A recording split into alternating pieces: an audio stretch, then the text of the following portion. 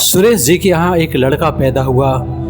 बड़ी खुशी से धूमधाम से उत्सव मनाया गया। चारों तरफ उन्होंने मिठाइयाँ बांटी, बड़े खुश थे। लड़का बड़े लाड प्यार से बड़ा हो रहा था।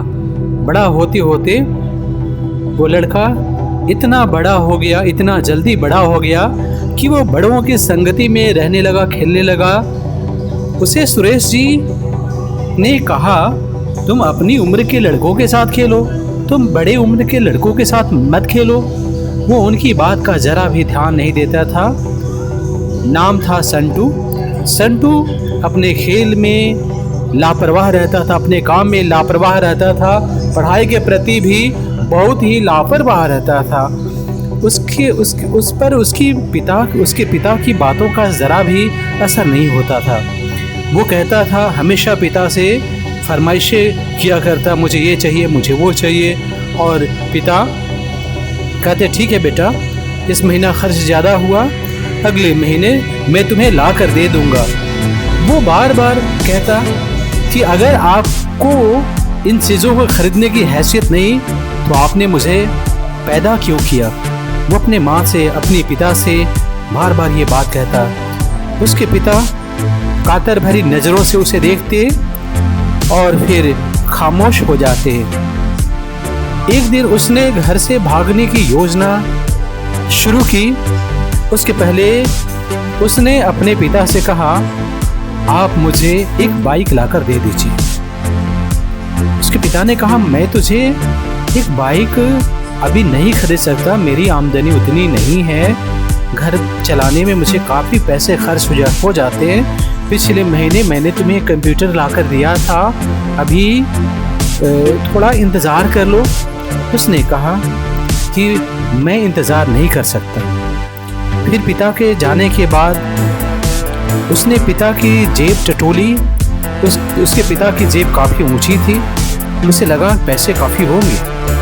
जब जेब देखना शुरू करता है तो उसमें कई सारे ऐसे कागज़ मिलते हैं कि शर्मा जी से उन्होंने 40,000 रुपये उधार लेकर उसका कंप्यूटर खरीदा था। और तरह तरह के उधार खर्चों का ब्यौरा था, राशन का ब्यौरा था, और घर चलाने के लिए माँ की दवाइयों का बिल था। इस तरीके से इतने सारे पैसे खर्च हो गए थे कि वो बस खर्च देखते सुनते काफ़ी ऊब गया था और फिर देखना बंद कर दिया। उसके बाद उसके पिता की याद उसे आने लगी। उसे लगने लगा कि पिता जो कहते हैं वो शायद ठीक ही कहते हैं, और अपने पिता का इंतज़ार करने लगा। मालूम चला उसके पिता अपनी पुरानी स्कूटर जो उनके दादाजी से उन्हें उनके पिताजी को मिला, उनके पिताजी से उन्हें मिला, और उस स्कूटर से ही ऑफिस आया जाया करते थे। उस स्कूटर को बेचकर थोड़े पैसे मिलाकर कर्ज लेकर उसके लिए बाइक खरीदने गए थे। तभी रास्ते में उनका एक्सीडेंट हो जाता है। हॉस्पिटल में चले जाते हैं। हॉस्पिटल वाले उनके जेब से फ़ोन नंबर निकालकर घर खबर करते हैं। माँ को पता चलता है। माँ बदहवास से हॉस्पिटल की ओर दौड़ती है और जब देखती है उनकी विकराल स्थिति को, उनके दुर्घटना को देखती है तो फूट फूट कर रोने लगती है। और ये संटू जो है, अपने पिता की ऐसी हालत के बारे में जब इसे मालूम पड़ता है तो वो भी भागा भागा हॉस्पिटल जाता है। उसके पिता आईसीयू में भर्ती रहते हैं।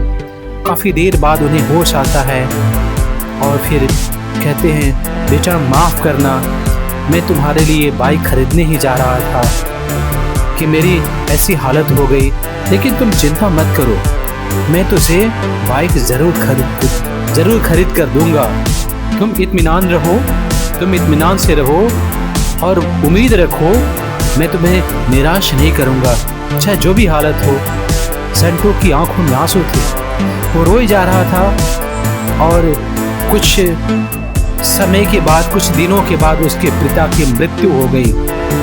संटू वापस घर आया, पिता के दाह संस्कार में लगा।